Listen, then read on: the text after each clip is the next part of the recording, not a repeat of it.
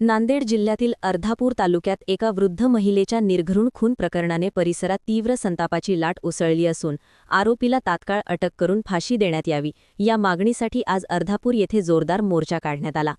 दाभड येथील संतप्त नागरिकांनी अर्धापूर पोलीस ठाण्यापासून तहसील कार्यालयापर्यंत मोर्चा काढत प्रशासनाविरोधात तीव्र घोषणाबाजी केली।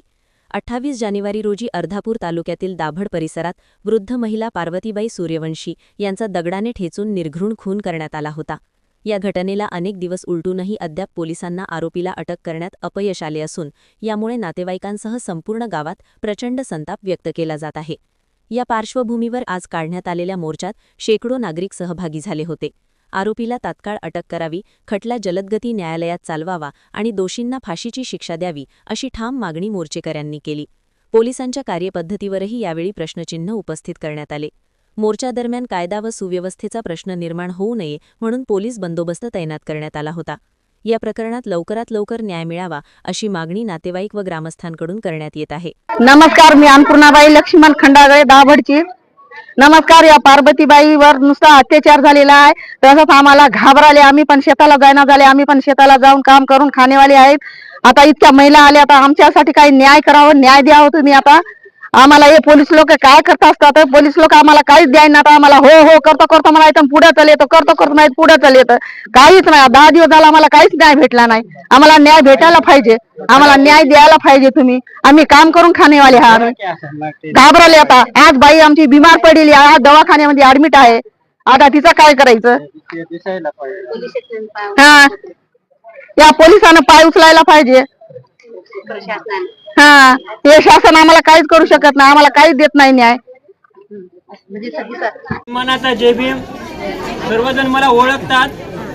या दाभड येथे जे काही आपल्या आजीवर जे काही क्रूरपणे हत्या नाही तर क्रूरपणे जी हत्या करण्यात आली, त्या आरोपीला आपण या आंदोलनाच्या माध्यमातून फाशीची शिक्षा झाली पाहिजे, हे आपला आक्रोश घेऊन या ठिकाणी आपण तालुक्याचं पोलीस प्रशासन असेल आणि तालुक्याचं तहसील प्रशासन असेल यांना जागा करण्याचं काम करण्याकरिता या ठिकाणी आलेला आहात। डॉक्टर बाबासाहेब आंबेडकर म्हणतात की अन्याय करणाऱ्यापेक्षा अन्याय सहन करणारा फार गुन्हेगार असतो।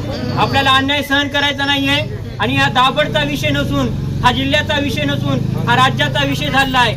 या ठिकाणी आमच्या समाजाच्या माया बहिणी सुरक्षित नाहीत आणि या ठिकाणी पोलीस प्रशासन फक्त बघ्याची भूमिका घेत असेल तर या ठिकाणी आंबेडकरी चळवळीत काम करणारा माझ्यासारखा कार्यकर्ता या माय बहिणीची रक्षणासाठी या पोलीस प्रशासनाला जबाबदार आणि या तहसील प्रशासनाला जबाबदार धरण्यासाठी आणि या सरकारी प्रशासनाला सहआरोपी करण्यासाठी आपण या ठिकाणी जागा झालं पाहिजे।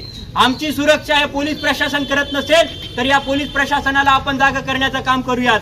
माझ्या माया बहिणीला सांगणं आहे की आक्रोश आपण इथं थांबवताना न थांबवला पाहिजे आणि येणाऱ्या काळामध्ये आपण या 8 दिवसाचा अल्टिमेटम दिलेला आहे। जिल्ह्याच्या प्रशासनाला सांगितलेलं आहे। काल मी या ठिकाणी या आजीच्या नातवाला सांगितलं होतं की गंगाखेड या ठिकाणी डॉक्टर बाबासाहेब आंबेडकरांचे नातू आदरणीय आनंदराज आंबेडकर साहेब आले होते। मी स्वतः आनंदराज आंबेडकर साहेबांना फोन करून सांगितलं की साहेब, अशोकराव चव्हाणचा जिल्हा असलेला नांदेड जिल्हा आहे, त्या मतदारसंघामध्ये अशोक चव्हाणच्या मतदारसंघामध्ये आपल्या बौद्ध समाजाच्या महिला सुरक्षित नाही। एक 70 वर्षाच्या महिलेवर दगडाने ठेचून हत्या होते, या ठिकाणी आपला समाज सुरक्षित नाही। आदरणीय आनंदराज आंबेडकर साहेब सांगितले की या ठिकाणी आपल्या समाजावर जर अशा अन्याय अत्याचार होत असतील तर इथल्या जिल्हा प्रशासनाला तात्काळ साहेबांनी एसपी आणि कलेक्टरला फोन करून न्याय मिळवण्याची भूमिका घेतलेली आहे। तुमच्या आमच्याकरिता अशोक चव्हाण किंवा कुठले इथले आमदार येणार नसून आपल्यासाठी बाबासाहेबांचं घराणं अविरत काम करत आहे।